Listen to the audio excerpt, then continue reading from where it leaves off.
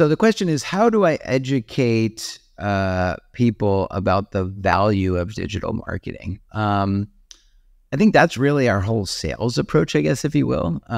It's not even a sales approach. I think when you're so passionate about something and you've spent so many years doing it and you've got some case studies that can kind of back what you're teaching, you basically you're not really selling. You're really, we're purely educating people. And I always like to start most of the conversations, whether it's a sales call, is, hey, listen, I'm not here to sell you anything.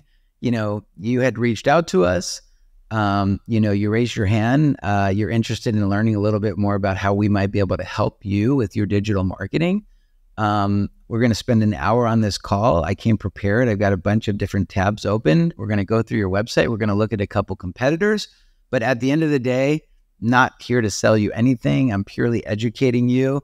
Hopefully, by the end of this conversation, I've empowered you and educated you to make the best decision for your firm, whether it's with us or anyone else, right? And I am genuine about that. Like, I'm very authentic when I say that to you, because we might not be the right fit for somebody.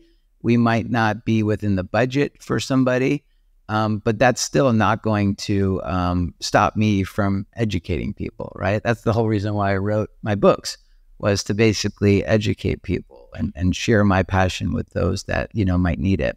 So anyway, I guess that's how I do it, is, just through years and years of making mistakes and learning and building case studies, and then leveraging the results that we've gotten for one client to educate another.